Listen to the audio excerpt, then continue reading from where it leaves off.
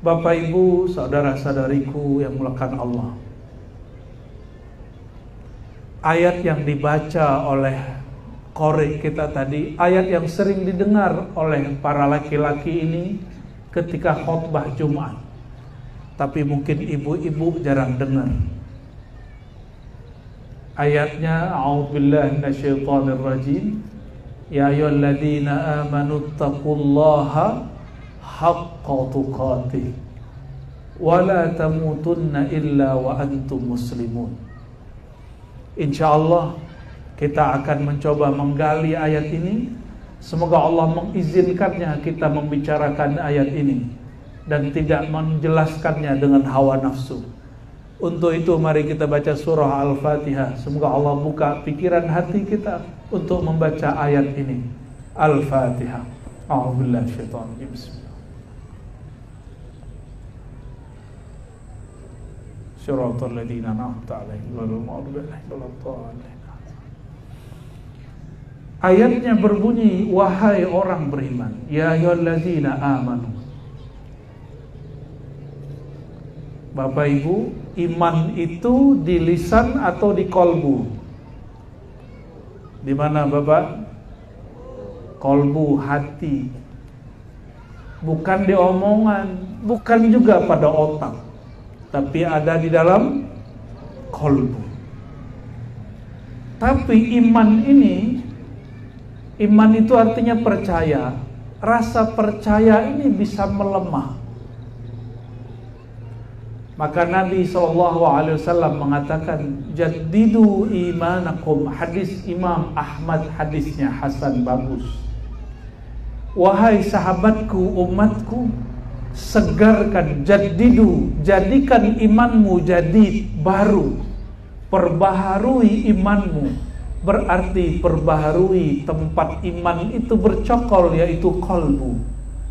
Lalu sahabat-sahabat bertanya, wahai baginda Rasulullah, bagaimanakah cara kami menyegarkan iman?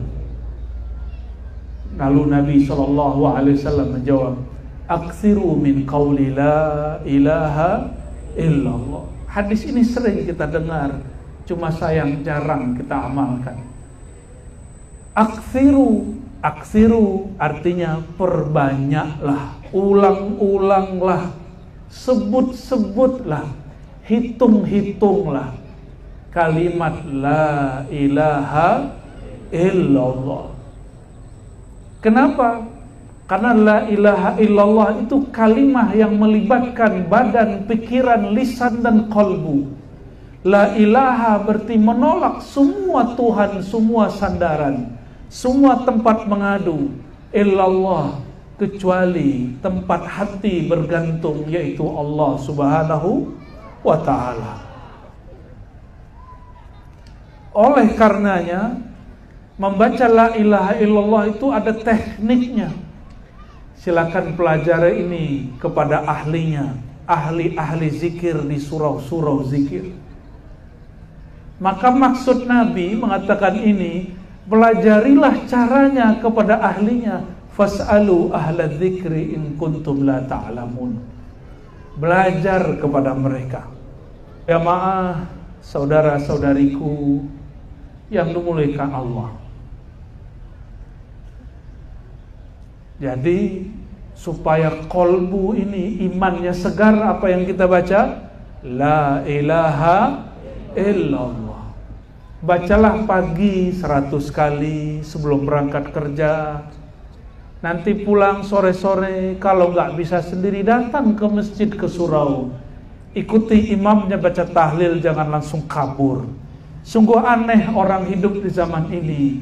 Zikir berjamaah tidak mau, zikir sendiri pun ogah. Tapi buka handphone setelah assalamualaikum langsung dia tidak berpikir. Itu baru potongan ya ayyuhallazina amanu. Wahai orang-orang yang beriman.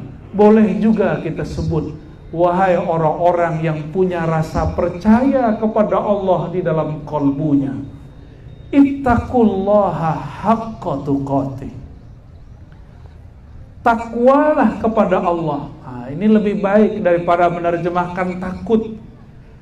kepada para kiai, para asatidz, para pengkhotbah, sebaiknya menerjemahkan takwa cukup kata takwa, tidak usah gunakan kata takut.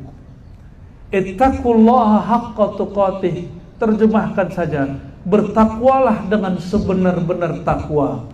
Tidak usah terjemahkan takutlah sebenar-benar takut, karena takut dalam bahasa Indonesia konotasinya negatif.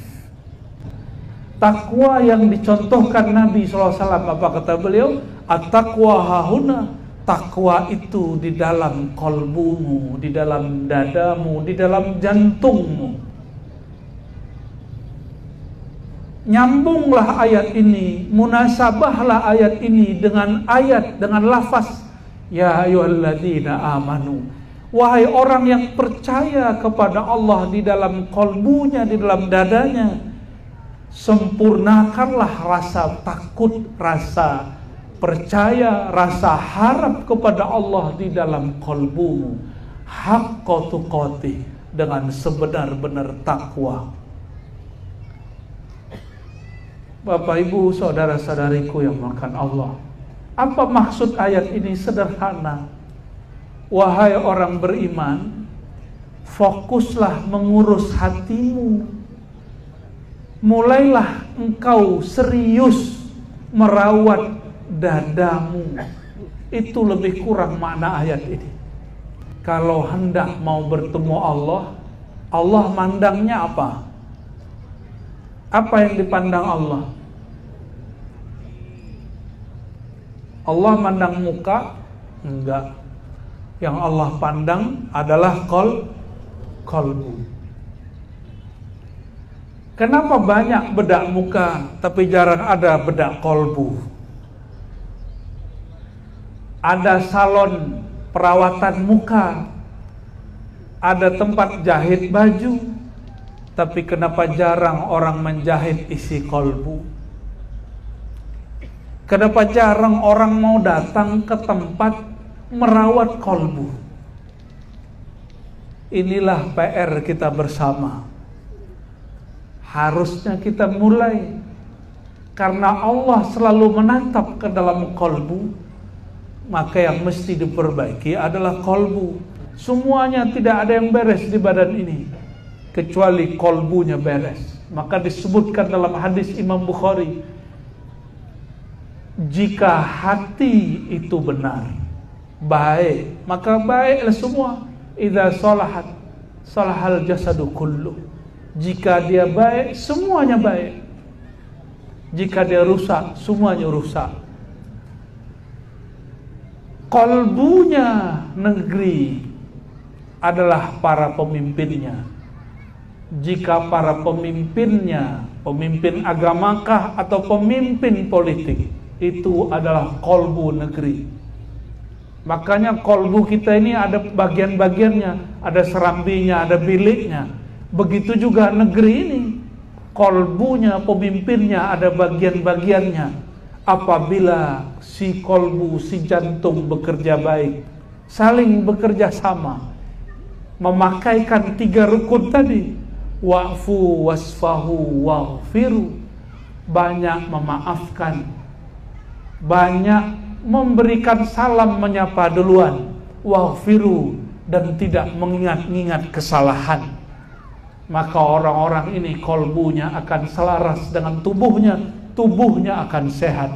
Kalau pemimpin, umarok dan ulamanya bermesraan, saling menasehati, saling menguatkan, insya Allah rakyatnya diberkahi, rakyatnya akan cinta kepada mereka. Semoga negeri kita, mulai dari keluarga, mulai dari kelurahan dan desa, sampai kecamatan, kabupaten, kota, provinsi, dan seluruh negara, Allah berkahi berkah Nabi Muhammad sallallahu alaihi wasallam.